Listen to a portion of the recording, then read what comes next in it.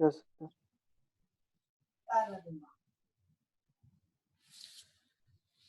So today I will discuss about the feeding of dog and cat, whatever left in last class. In last class, I have discussed about the nutrient requirement of dog and cat and feeding strategy and what are the factors which affect the nutrient requirement. These are I have discussed in last class, and today I will continue regarding the feeding of dog and cat.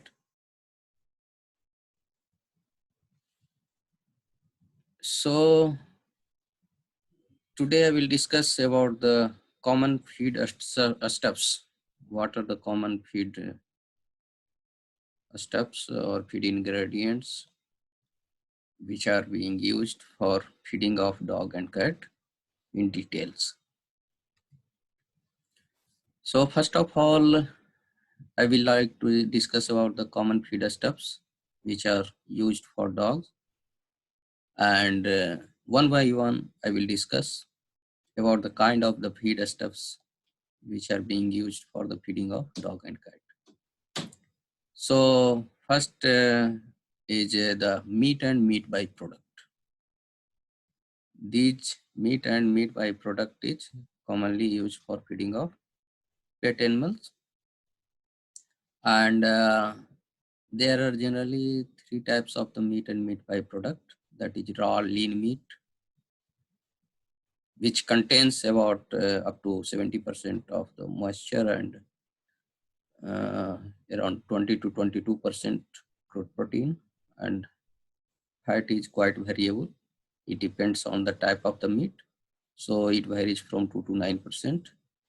But the all kind of the meat is the good source of minerals. And next is offal meat. The composition of offal meat is very much variable. That means nutrient composition is variable in nature in offal meats.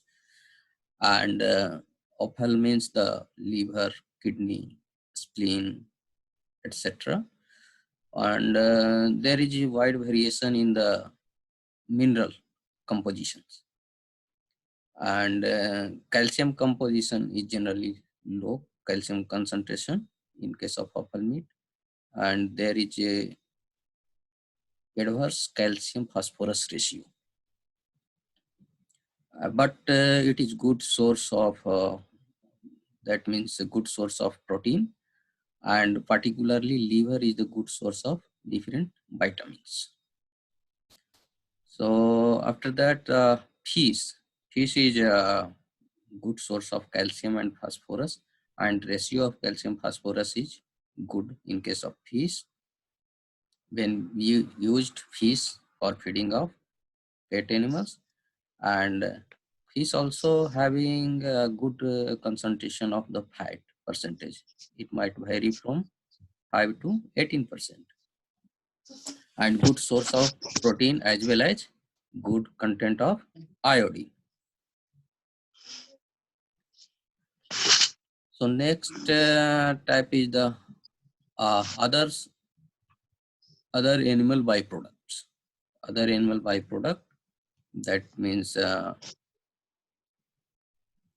blood meal, meat meal, meat cum bone meal. These are the protein quality of each animal byproduct is variable, and the availability of protein is also variable when they consume these animal byproducts. In the availability in the body is also variable. So it depends on the digestibility of the animal byproduct. So digestibility varies according to the as per the product to product. The digestibility of the byproduct is vary, and it depends on the heat treatment. So in case of animal byproduct, the mineral content are also variable. And when we talk about the sterilized bone meal, they contains around 32% calcium and 14% phosphorus. So sterilized bone meal has good source of calcium as well as phosphorus, and these are used in different commercial product of the pet food. So after animal byproduct, the dairy product which includes cream, skim milk, whey, cheese, and different other dairy products we are using for feeding of feeding to our pets. But pets have limited capacity, or some pets have limited capacity to digest lactose due to less activity of the lactase enzyme. So dairy product is not well digested by the pet, in particularly in younger or older age, but in adult or older age. But in young pet, they digest better. So in case of dog and cat, food should not include at high level. The dairy product should not be included in high level in case of dog and cat due to poor digestibility of lactose, and also dairy product contains less amount of iron and vitamin D. That is also one of the reason. So egg is a good source of vitamin and good source of protein as well as carbohydrate too. But egg is generally deficient in niacin. So as well as raw egg which contains avidin, that means they work against the biotin. So egg we are offering to the our pets, and egg is good source of different B complex and vitamins as well as mineral and good source of protein. So after egg, cereals and cereal byproduct we are offering to our pets, and these cereals are generally rice, barley, oats, wheat, and corn. So these are mainly used for feeding to the pets, and they are variable in protein concentration. It varies from 9 to 14%, and also variable in fat concentration, 2 to 5% vary. But they are rich in carbohydrate. It contains about 70 to 80% starch as carbohydrate. As well as cereal is rich in vitamin B1, thiamine, and niacin. So these two vitamins are rich in cereal and cereal byproduct. And fat we are also offering to the animal, or when we talk about the companion animals, they like animal fats, and we can use fat as a high energy source diet, and when adding the fat in the ration, they increase the flavor as well as palatability of the feed. And vegetable oils are generally rich in vitamin E. So fat can be used in the ration of or food of the pet.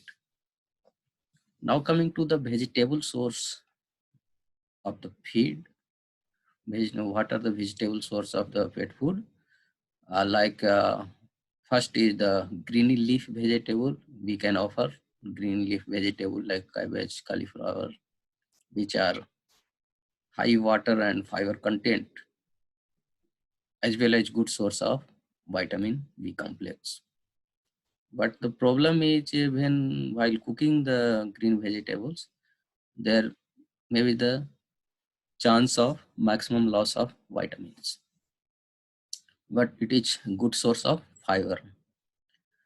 And root crops, generally root and tubers, we can feed to our pets. That includes potato, carrot, turnip, tapioca, which is rich source of the starch, and we can feed these tubers after cooking, properly cooking.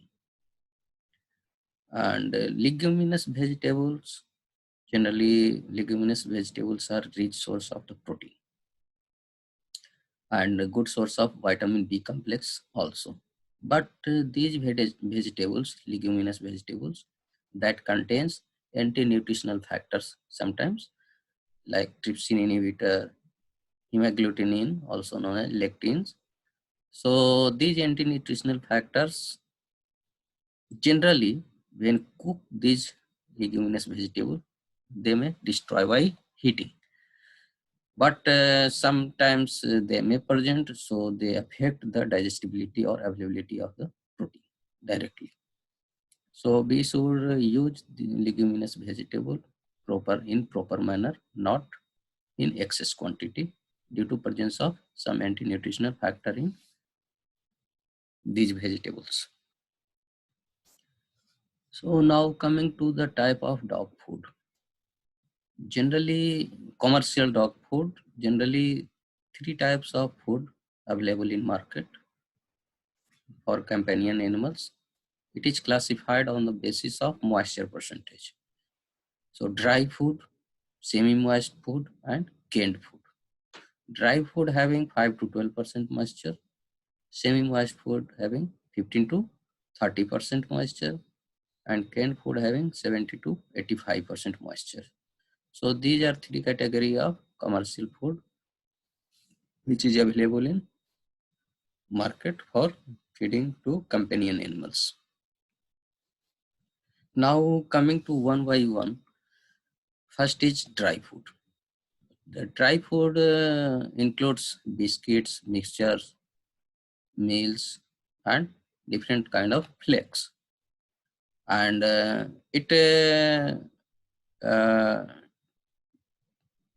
availability of different dry fruits based on the physiological status of the animals, or and that physiological status means age of the animal, what are the condition of the animal, what are the body weight of the animals. So the nutrient composition of dry food is variable, and it is as per the requirement, is as per the physiological status of the animal, and which may complete, we can treat as complete food or complementary food. We can feed our pet as a complete food or complementary food, and it contains meat source, fish source, cereal source. So different kind of the ingredient they mix together and formulated as a mixture for feeding of the pet. It is rich source of the protein, and as well as rich source of the carbohydrate, and it also contains around 5 to 10% of the fat on dry matter basis. But the palatability is poor. In case of disadvantage of dry food is palatability. Palatability is poor when we offer to the companion animal these dry fruit, and cat may accept or they prefer extruded form of the dry fruit, and but they not prefer, cat particularly cat not prefer meals or flakes. They prefer extruded biscuit form of dry fruit. So mixtures of like biscuit and mixture, the mixtures are generally cereal based, and mixture contains less concentration of the protein. But when the dry fruit, the shelf life of the dry fruit is long period, we can store. When we store properly, the shelf life of dry fruit is long period, and concentration of nutrient is high, densified nutrient, and particularly the feed intake. When I have talked about the feed intake is less due to high content of the nutrient of dry food, but the digestibility is poor when compared with the semi-moist or canned food. So digestibility is a problem in case of dry fruit. These are the main advantages, as well as the palatability of the dry fruit is less when compared with the semi-moist or canned food. So the two disadvantages, palatability as well as digestibility, when compared with the semi-moist and canned food. So now coming to the semi-moist food. The semi-moist food, it has good digestibility and around 85% digestibility when we talk about the semi-moist food. And it is protected from the spoilage. Spoilage is uh, a spoilage is a problem in case of the food, and during a storage sometimes they may spoil. So this dry semi-moist food can be protected by addition of the glycerol or propylene glycol to reduce the spoilage condition or to increase the shelf life of the food. And it is acceptable or widely acceptable by the dog and cat and all kind of the companion animals, and it can be stored for several months. We can store it. When we store properly, then we can kept or uh, kept for several months. And the main ingredient in semi-moist food, it contains meat byproduct, vegetable source, soya, several kind of the concentrates, cereals, fat and sugars.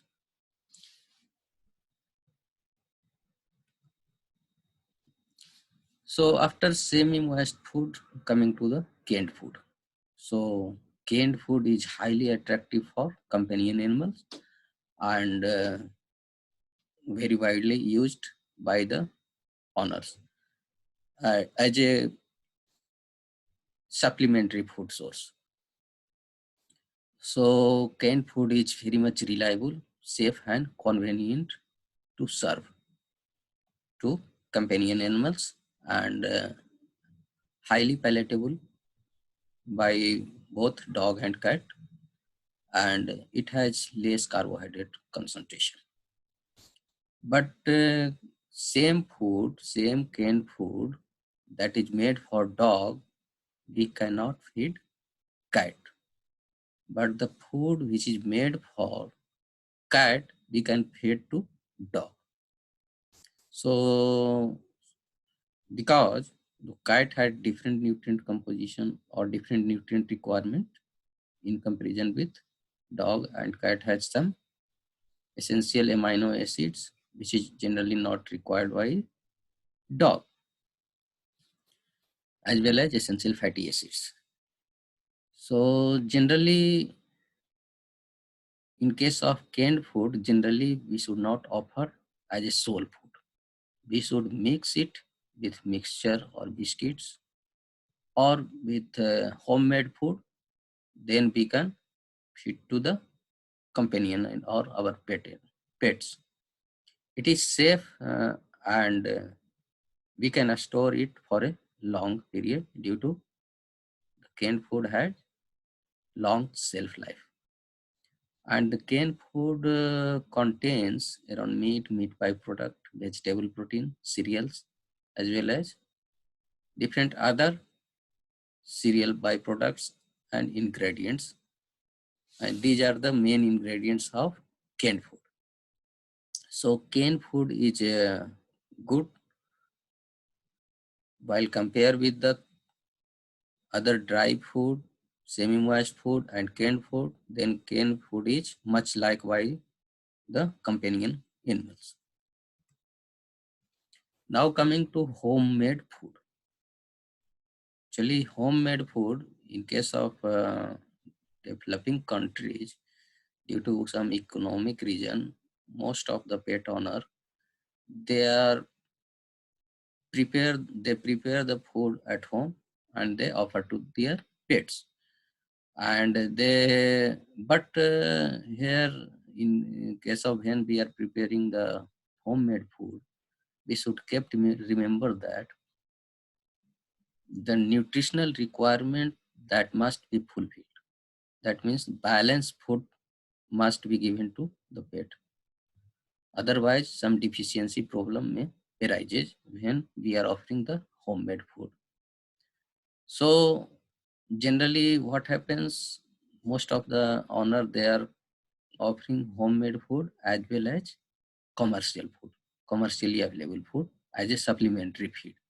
In that case, they maintain the requirement of the pet. So when we are offering the homemade food, we should know, or we should ascertain that all the nutrients which are required for our pet as per their physiological condition or a status of the pet, that should be met. Otherwise, deficiency may arise. And when pets are fed with homemade food, that the dietary nutrient requirement that must be met while feeding the homemade food and to ensure it properly. And judicious inclusion of supplemental nutrients that I have talked about. When we offer the homemade food, then we must ensure that they meet the proper nutrient requirement of the pet, and we should supplement some extra supplementation or extra commercial food to meet the requirement.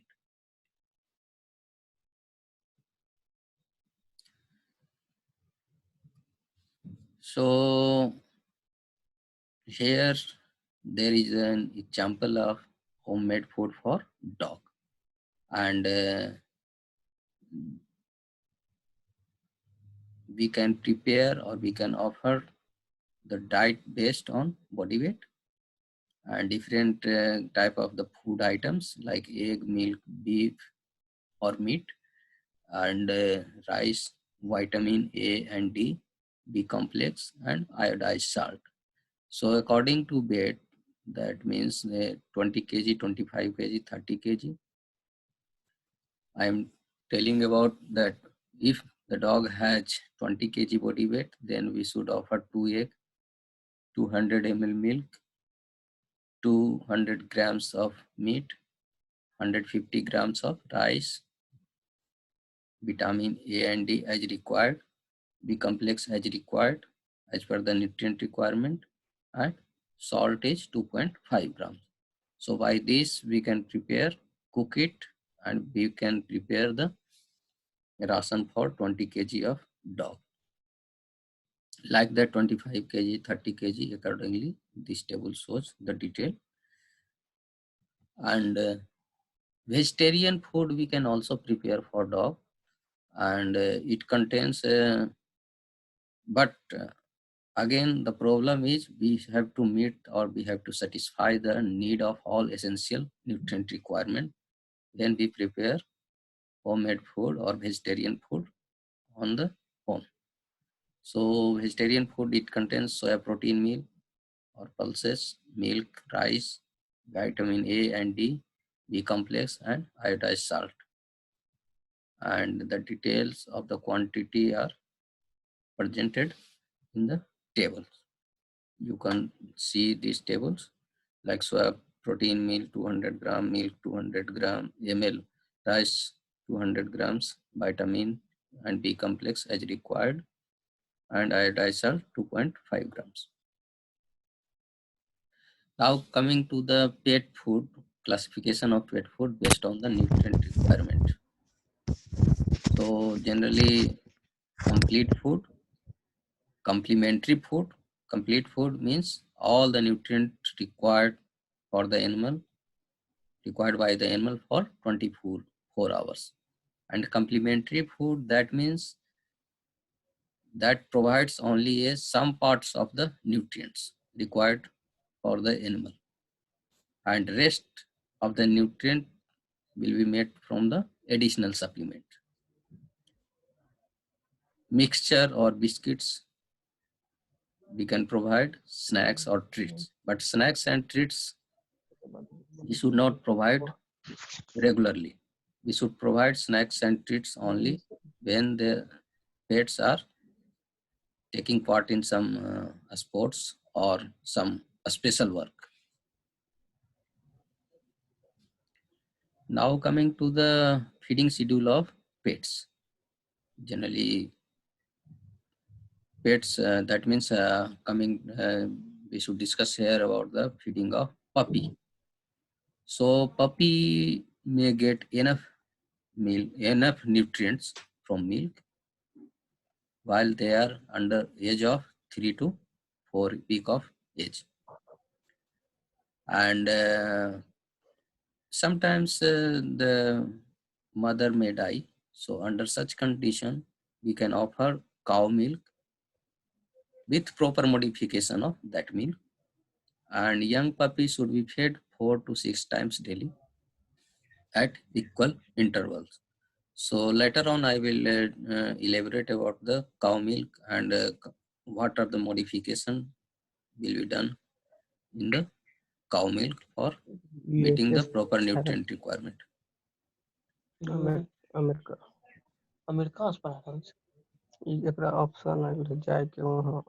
So milk substitute, that means not only cow milk substitute. We prepare cow milk 800, we should take 800 ml, cream 200 ml, egg yolk 1 piece, steam bone meal 6 grams, vitamin A and D as required, and citric acid 4 grams. So when mixed together, that is supplementary milk for orphan puppy. Feeding of dog, we can feed this table shows that according to the weight of the dog, we should how much food we should give to pet. So when dog is under 2 to 5 kg of the body weight, we should feed 2 times a day, morning and evening. And there are different requirement, means 100 gram cereals, cooked cereals, 100 gram meat cooked, and 100 ml of milk plus biscuit. Like that, we can feed our dog for 5 to 10 kg body weight, 10 to 20 kg body weight.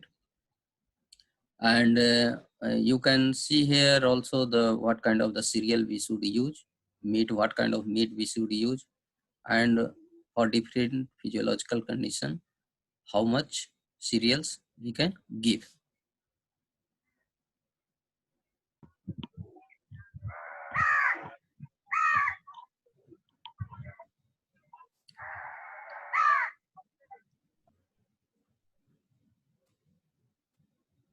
So what are the average daily consumption of food by dogs? When we talk about the dry matter intake, when dog is under 2.5 to 5 kg of the body weight, they consume 3 to 3.5% of dry matter. Like that, when they are 10 kg body weight or above, they consume 2 to 2.5% of the body weight.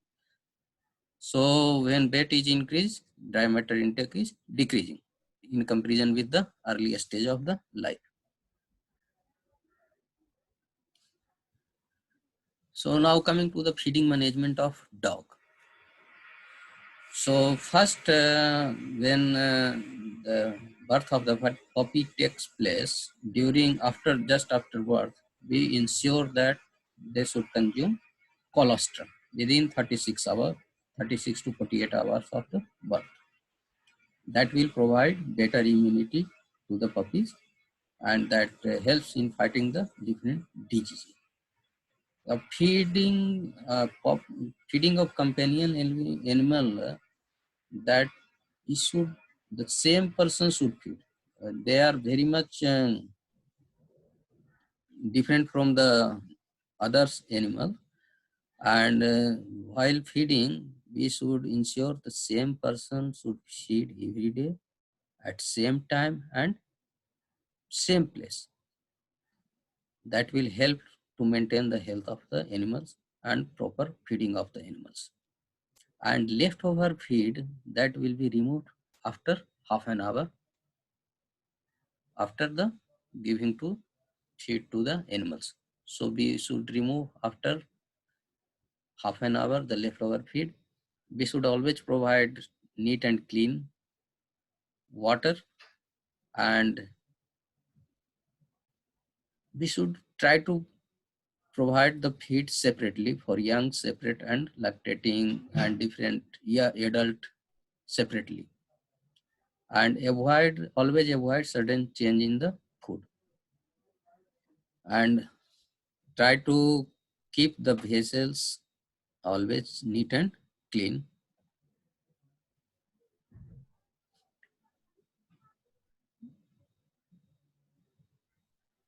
And we should feed, that means we have talked earlier that the nutrient requirement is variable as per the physiological condition of the pet. So we should feed according to the physiological condition of the pet, like growth, adult, what maintenance, level of activity, gestation, lactation period, and age of the animals. And when changing the any food, then we mix 1/4 of the new food and 3/4 of the old food, and increasing gradually. And regularly we should watch the dog stool while changing the food. So now coming to the why we are called cat as a obligate carnivore, as we have already discussed in brief in last class. So cat generally they have less activity of enzymes that is required for conversion of beta carotene to vitamin A. So cat requires vitamin A from the animal source. Cat requires taurine, and taurine is rich in dark meat. So meat is the source of taurine. So this is the second reason. And plant sources are generally deficient in taurine. And cat have very limited activity or capacity of delta 6 desaturase enzymes, which is responsible for conversion of linoleic acid to arachidonic acid. So they have very limited activity. So cat requires meat source for filling the requirement of arachidonic acid.